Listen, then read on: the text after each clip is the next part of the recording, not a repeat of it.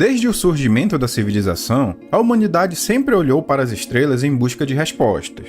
Os sumérios, o povo mais antigo a registrar observações do céu, representaram as primeiras tentativas documentadas de entender os mistérios do universo.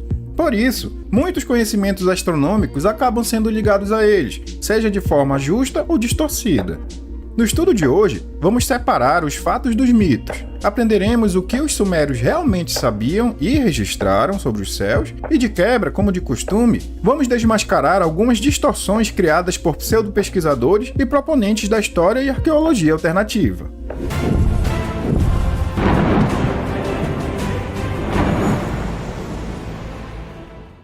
Os sumérios são considerados a civilização mais antiga a deixar registros escritos, datando de aproximadamente 3100 antes da Era Comum. Por meio de suas tabuletas de argila, eles nos legaram informações sobre economia, astronomia básica e mitologia. Entre suas diversas invenções mais notáveis estão a escrita cuneiforme, o sistema de irrigação, o uso da roda, a criação do calendário lunar e diversas outras conquistas que moldaram o desenvolvimento de futuras civilizações. No entanto, a aura de mistério que cerca os sumérios levou à criação de hipóteses fantásticas, geralmente relacionadas a extraterrestres, viagens espaciais, mapas estelares detalhados e por aí vai. O ponto, meus amigos, é que muito disso nunca foi registrado pelos sumérios, tampouco comprovado pela arqueologia. E mais, esses mitos acabam ofuscando as contribuições reais e impressionantes dessa civilização, que mesmo com suas limitações tecnológicas, lançou as bases para a história da humanidade. Sim, eles realmente tinham algum conhecimento astronômico. Temos alguns registros desse conhecimento, mas nada perto do que essa galera dos antigos astronautas propõe. Isso eu lhes garanto. O primeiro ponto, geralmente mais citado, é o de que os sumérios dão crédito a algumas de suas invenções, como a lira e outros, aos deuses Anuna. Sim, gente, isso é verdade. Porém, também é verdade que grande parte do que é considerado conhecimento dos sumérios está simplesmente errado quando analisado sob uma perspectiva moderna. Basta dar uma olhada em outros vídeos que nós temos aqui no canal falando sobre os textos científicos ou médicos que eles deixaram para entender isso. Por exemplo, os sumérios atribuíam todos os fenômenos naturais aos deuses. Será que os defensores dessas ideias acreditam, então, que o clima também era controlado pelos deuses, como os sumérios acreditavam? Ou será que é mais uma situação em que temos o tão famoso cherry picking, que eu sempre cito aqui no canal, onde você ignora o que não lhe convém e utiliza apenas o que pode corroborar ali com a sua hipótese? Isso é algo totalmente anticientífico, como vocês sabem. Ou pelo menos eu espero que vocês saibam, né, gente? Mas atribuir feitos ou fenômenos aos deuses não é algo exclusivo ou incomum dos sumérios. É um padrão entre as culturas antigas ao redor de todo o mundo. Frequentemente acreditavam suas ideias, moralidade e tudo o que conheciam as suas divindades. Óbvio que essas sociedades tinham diferentes ideias e histórias sobre a origem desse conhecimento, e essas ideias frequentemente entravam em conflito umas com as outras. Por isso, gente, é bem evidente que todas elas não podem estar corretas. Mas o que faria os sumérios em si estarem corretos e todas essas outras estarem erradas? Simplesmente o seu ponto de vista.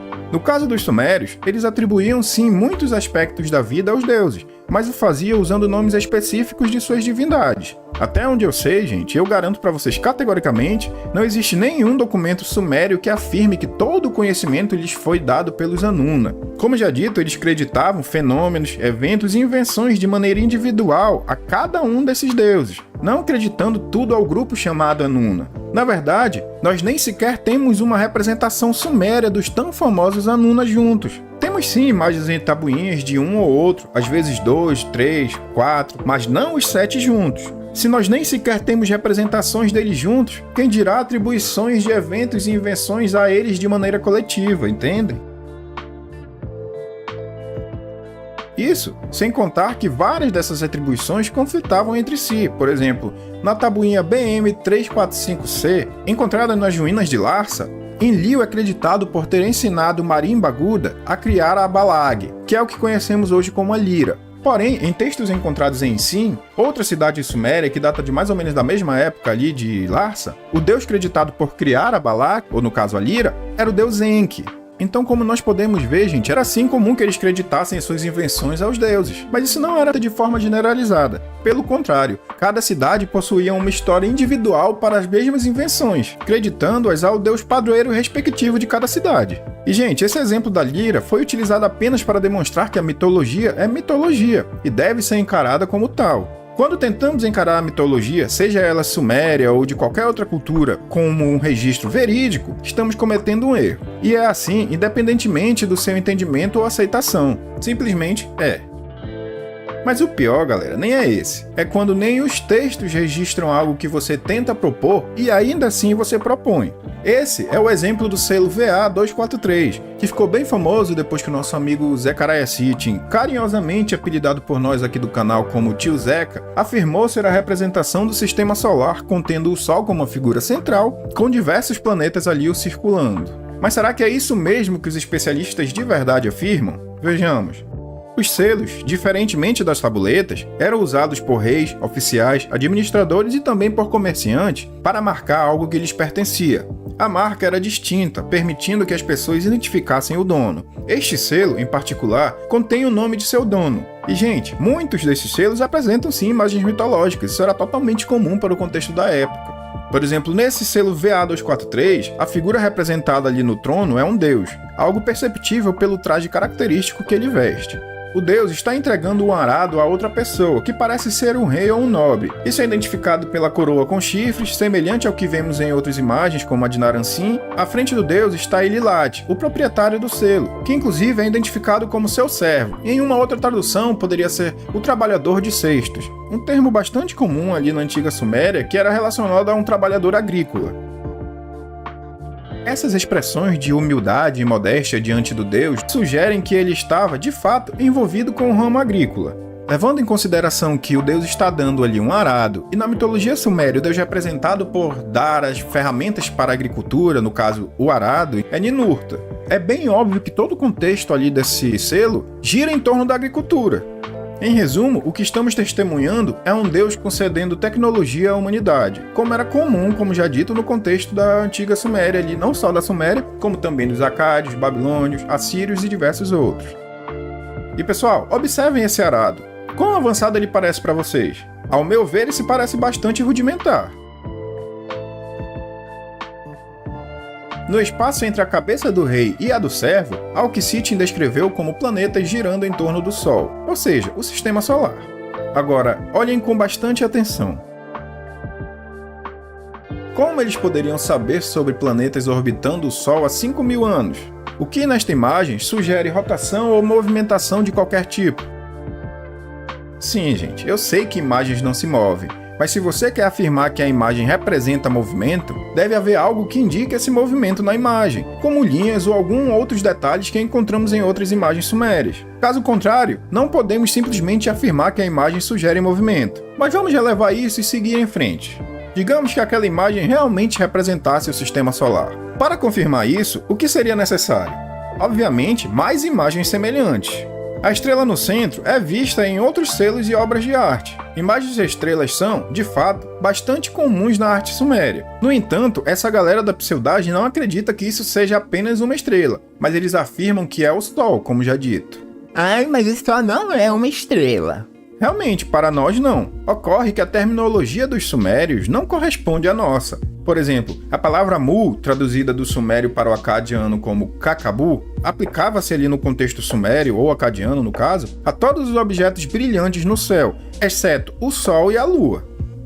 Além disso, o mesmo termo repetido 3 vezes era utilizado para designar constelações inteiras. Por exemplo, Mu, Mu, Mu, ou seja, 3 estrelas, significa uma constelação, termo que no acadiano passou a ser Kakabane. Agora, para quem já viu outros vídeos aqui do canal ou já estudou ali sobre a mitologia suméria, sabe muito bem que havia uma palavra diferente para o Sol. A palavra era Utu, que inclusive posteriormente foi alterada ali no acadiano para Shamash. O Tu do sumério ou Shamash do acadiano se referia especificamente ao Sol, gente. Ou seja, os sumérios colocavam o Sol em uma categoria separada das estrelas e em sua arte utilizavam símbolos distintos para representá-los. Esse aqui é o símbolo que eles utilizavam para o Sol, uma estrela de 4 pontas com raios ondulados saindo dentre cada uma dessas pontas, beleza? Já estes aqui são os símbolos que eles utilizavam para estrelas, um círculo rodeado de, digamos assim, diversos braços de luz e às vezes apenas um círculo também. Vai depender do período em que data aquela representação ali, tá? Em resumo, no selo de Ililati, a imagem central é facilmente identificada como uma estrela, e não como o Sol. Afinal, nós não encontramos os raios ondulados saindo dentre as pontas ali da estrela como nós encontramos na representação do Sol, certo? Sendo assim, o simples fato de que o Sol não está presente na imagem já seria suficiente para demonstrar que ela não está representando o sistema solar, pessoal. Mas vamos ignorar isso também e vamos seguir em frente mais uma vez. Essa galera usa um método de interpretação baseado no aquela coisa tipo, se parece, logo é. O problema com essa abordagem, gente, é que ela nos torna vulneráveis à tendência comum de associar imagens a coisas que nos são familiares, em vez de considerar aquilo que era familiar às pessoas que criaram aquela imagem. Nenhuma imagem de qualquer cultura deve ser estudada isoladamente ou com uma visão enviesada. Ela deve ser comparada a outras imagens deixadas pela mesma cultura para que possamos entendê-la em seu contexto original. Isso é algo que eu sempre cito em diversos vídeos aqui no canal, gente.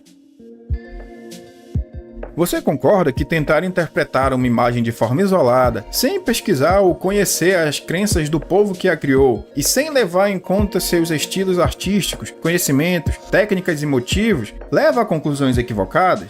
Bom, se não concorda, pode fechar o vídeo e sair daqui porque esse canal realmente não é pra ti, tá? Aqui eu quero gente que estuda de verdade, que utiliza ou tem interesse em utilizar o método científico, mesmo que seja para gerar suas próprias conclusões. Se você não tem esse interesse, então, como diz o ditado, vaza!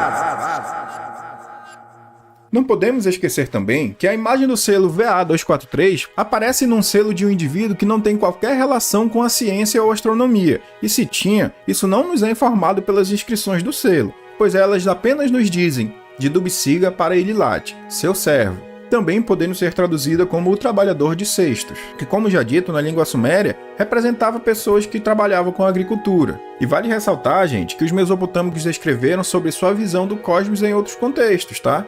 Nós realmente temos poucos textos astronômicos anteriores a cerca de 1800 antes da Era Comum, no período babilônico. Mas como esses textos já estão sistematizados e contêm os nomes sumérios para os corpos celestes, é razoável entender que as visões expressas neles têm suas origens nos tempos sumérios. E pessoal, se esse povinho da história alternativa entendesse o mínimo do método científico, eles deveriam recorrer a esses textos para tentar demonstrar que os sumérios tinham conhecimento do sistema solar. Porém, eles não fazem isso exatamente pelo fato de que essas inscrições mostrariam que os sumérios não tinham tal conhecimento. Por exemplo, uma das informações que aprendemos com textos mesopotâmicos é que eles acreditavam em 3 níveis de céu: os céus superiores, os céus intermediários e os céus inferiores. No céu superior residiam o deus Anu e 300 dos deuses Anaco, entendido pelos acadianos como os Igigi. Nos céus intermediários encontram-se os demais deuses Anaco. Nem os céus superiores nem os intermediários eram visíveis a olho nu. Por quê? Porque entre os céus intermediários e os céus inferiores existia o grande oceano cósmico. Abaixo desse oceano estavam os céus inferiores, que correspondiam ao céu visível a olho nu. Nesse nível, encontram-se as estrelas, os planetas e as constelações. Sabemos disso por 2 motivos. O primeiro, porque eles mesmos nos falam isso no Mulapin, que é um compêndio astronômico mesopotâmico bastante famoso, eu já citei em outros vídeos aqui. Acho que foi no vídeo onde eu desmistifico a história de Nibiru ali, eu vou deixar aí na descrição para vocês com certeza, tá? Essa era a visão mesopotâmica do cosmos, com poucas alterações de nomes de acordo com cada povo. O ponto, gente, é que eles deixam claro que conheciam apenas 5 planetas, e nada além disso. Obviamente, os planetas visíveis a olho nu. A semana de 7 dias deles era baseada nos 7 Urduidin, ou seja, os 7 planetas. Por exemplo, o Mulapin, que nós citamos anteriormente, cujas origens remontam ao período babilônico médio, deixa claro que desde o tempo dos Sumérios haviam apenas 7 dos Urduidin conhecidos, ou seja, 7 planetas conhecidos.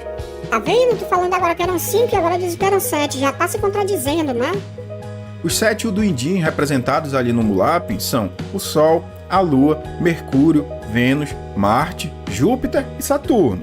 Portanto, gente, não há nenhuma contradição. Os sumérios só conheciam 5 planetas, mas contavam 7 por considerarem o Sol e a Lua planetas também. Sendo assim, os 11 pontos no selo de Irilat não podem de maneira alguma representar planetas.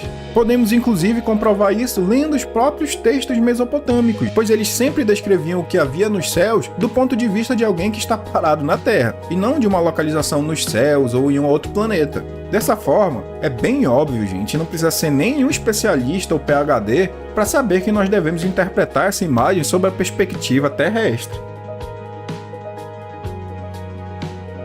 E por que isso é importante? Porque isso significa que nenhum daqueles círculos ali na imagem poderia representar a Terra, pois, do ponto de vista deles, eles estavam sobre a Terra. Além disso, se você vier com aquele papinho de os Anunnakis, deuses extraterrestres que passaram essa informação para os sumérios, eu já te digo logo, não se esqueça que para os sumérios, e não só para eles como para todos os mesopotâmicos que deixaram registros, a Terra era realmente plana. Ou seja, como poderiam eles ter conhecimentos avançados sobre o sistema solar, se nem mesmo sobre a própria Terra que eles habitavam eles tinham? Se eu ainda não te convenci, sigamos em frente mais uma vez. Esse aqui é o mapa mais antigo conhecido do mundo. Ele vem da Babilônia e é datado do século 7 a.C. da Era Comum, um período posterior aos tempos sumérios, mas ainda em harmonia com documentos mais antigos. Essa tábua representa uma visão do mundo como um disco plano, com a Babilônia no centro, atravessada pelo rio Eufrates e cercada por uma terra circular onde estão localizadas Urartu e várias outras cidades, gente. A área dentro do círculo interno representa o mundo conhecido, enquanto a região entre o círculo interno e o círculo externo é chamada de Marartu, palavra essa que seria traduzida como o oceano que circunda o mundo. 7 regiões mágicas dos céus, chamadas de Nangu, são representadas na fórmula de triângulos iguais. Era a visão dos sumérios, acádios, babilônicos e todos aqueles mesopotâmicos ali. O texto no verso da tábua está em grande parte preocupado com a descrição dessas 7 regiões Nangu, distribuindo-as entre os 3 caminhos dos deuses, caminho de Anu, caminho de Ea e caminho de Enlil. Nós vamos já falar mais desses caminhos, gente. Inclusive, nós podemos fazer um vídeo só sobre essas regiões Nangu se vocês quiserem. Peçam aí nos comentários que se muita gente pedir, com certeza eu faço. Em resumo, esse mapa é basicamente um diagrama que mostra a relação entre esses lugares e o mundo dos babilônicos, de acordo com as suas ideias, que como sabemos são baseadas em ideias acádias, que como sabemos são baseadas em ideias sumérias e por aí vai, gente. É evidente que este não é exatamente um mapa topográfico, mas sim uma tentativa de ilustrar conceitos expressos no texto que o acompanha. Em resumo, a interpretação dos especialistas de verdade, gente que realmente sabe ler o cuneiforme e realmente conhece a astronomia e a mitologia mesopotâmica, é de que nenhuma dessas representações no selo VA243 são planetas, todas são estrelas. Naquela época, os sumérios desenhavam as estrelas como um círculo ou círculos rodeados por braços de luz, certo? Portanto, é uma conclusão perfeitamente racional que essas representações ali no selo VA243 sejam na verdade estrelas, como já dito. Mas aí você pode, e com razão, perguntar: se nesta imagem todas são estrelas, por que uma delas foi desenhada de forma diferente das outras? Eles queriam dar destaque a essa estrela em relação às demais. Isso não é especulação. Vejamos. Os textos astronômicos mesopotâmicos, como já dito, dividem o céu em 3 faixas que se estendem de leste a oeste, cada uma com o nome de um deus. Seriam os ditos caminhos que eu citei anteriormente, que nós falaríamos posteriormente. Nós temos o caminho de Anu, o caminho de Enlil e o caminho de Enki para os sumérios ou Ea para os acádios. Em cada uma faixa desses 3 caminhos, há 12 estrelas do mês, sendo que, em cada mês, uma delas ganha destaque através de um fenômeno chamado de nascimento helíaco. Isso ocorre uma vez por ano, quando a estrela torna-se brevemente visível acima do horizonte leste ao amanhecer. E sim, gente, os mesopotâmicos conheciam esse evento, pois era possível ser avistado a olho nu. Os babilônicos, inclusive, o chamavam de Kakaburani. Observe que há exatamente 12 estrelas nessa imagem, ou seja, o que nós estamos vendo aqui são as 12 estrelas do mês, com uma delas em destaque pois está ascendendo naquele momento.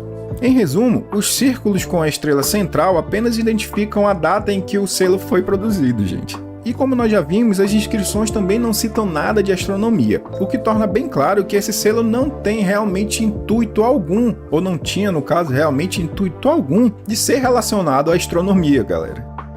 E pessoal, sejamos sinceros, Goste você ou não, concorde você ou não, essa é a explicação mais embasada por evidências artísticas e historiográficas. Por isso, é a teoria vigente sobre o tema. O que essa galerinha da pseudagem fica tentando fazer é a mesma coisa que encaixar uma peça quadrada em um buraco redondo. Se esses ETs vieram trazer tecnologia e conhecimento, tiraram uma onda com os sumérios, né, informando o formato errado da Terra.